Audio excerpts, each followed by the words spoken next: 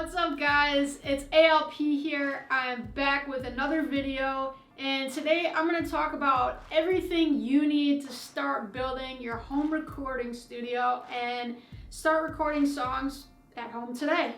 So let's go.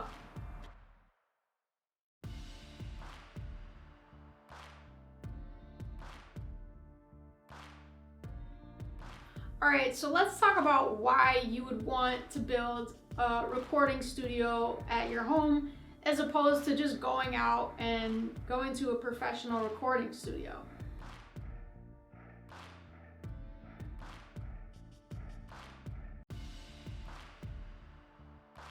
Professional recording studios are extremely expensive, so time is money and you want to waste as little time as possible while you're there. One plus about building a home recording studio is that you don't have to spend that money at a professional studio. You can just write everything at home, record everything at home, and release it on your own, which is going to save you money. The downside to that is that there is a bit of a learning curve to engineering and mixing and mastering at home.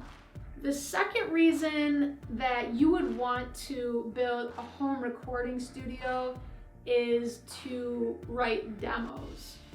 And demos are pretty much like rough drafts of your songs, and you can give those to other collaborators. You can give those, if you are going to go into a professional recording studio, you can use those recordings as your rough draft to give to the producer or engineer so that they know what you're going for.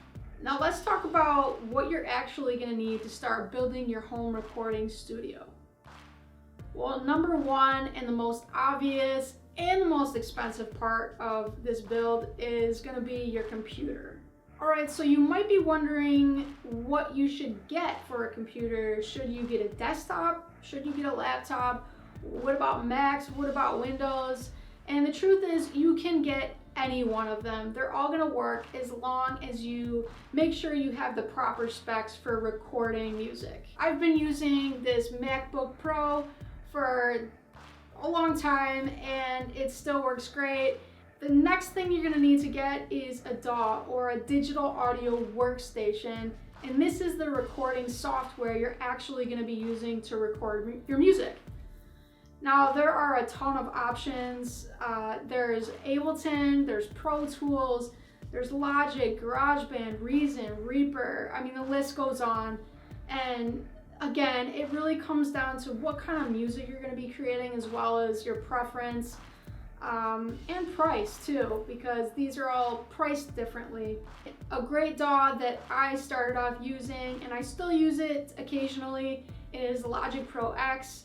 It's really easy to use, but it has a lot of options and a big sound library. So my recommendation, if you're just starting out, is to go with Logic Pro X.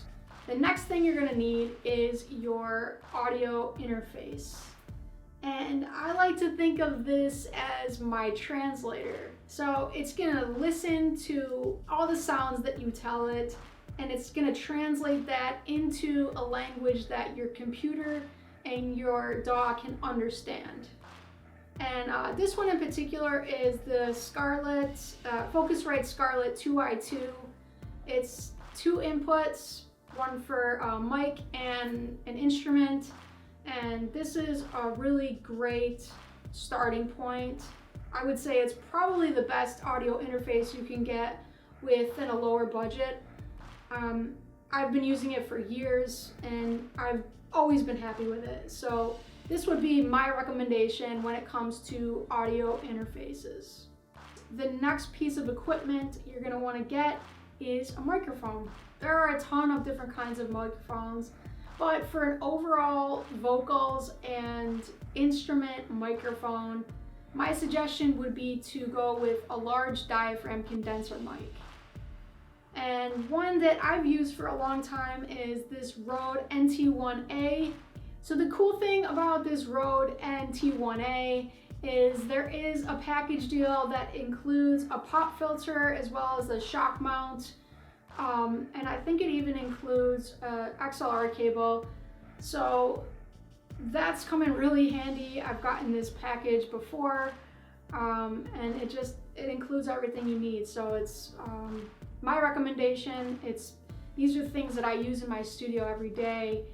I'm not getting paid for any of the equipment I'm showing you. These are just my personal recommendations, and I'm going to include links to everything below.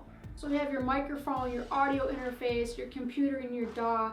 So how do you connect everything? And the next piece of equipment you're going to need are cables.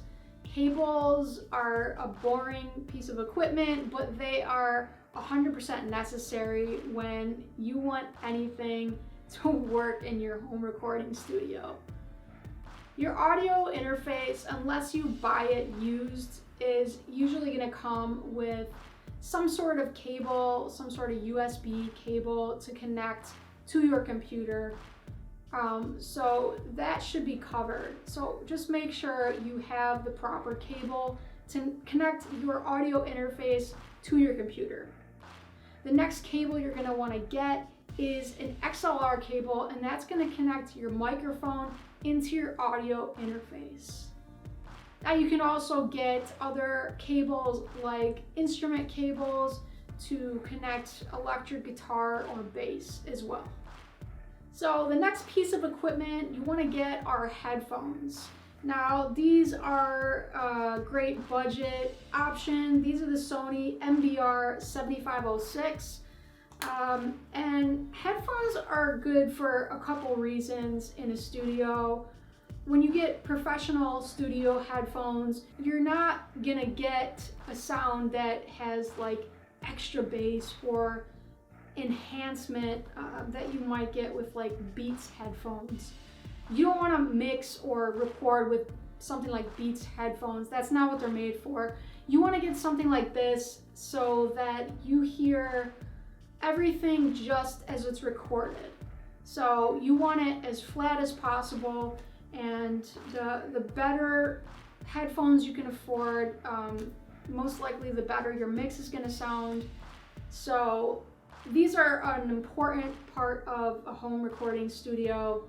The other reason headphones are really important in a home recording studio is because, let's say you're recording vocals over your track and you're just playing your music through your computer speakers. Well, when you go to record your vocals, you're also going to be recording that background music, and you don't want that. You want to isolate everything as much as possible. So when you are using headphones and you go to record a song, you can listen to the music, the track in your headphones, and when you record, your microphone's not going to pick up that background track. So you're going to have an isolated vocal recording. Now, my next suggestion, and it's one of my favorite pieces of my home recording studio, and that is a Midi controller or keyboard. A Midi controller or keyboard lets you play any instrument you can think of. It allows you to play drums, bass, organ, string instruments. I mean, you name it. If you think it, you can play it using a Midi controller or keyboard. In my opinion, this is the most exciting part of the home recording studio that you can use to really be creative with. The next thing you're going to want to get is a pair of good studio monitors. Now these are different from regular speakers in that, again, the same with the headphones, they aren't going to enhance any bass, they aren't going to enhance any frequencies. What you're going to get is a flat sound, so you can actually hear everything that you've recorded just like it is. And studio monitors will do an even better job than headphones on giving you a flat feedback as far as what you've recorded. All right, the next piece of equipment you're gonna wanna get is a microphone stand. My suggestion would be to get a microphone stand with a boom arm.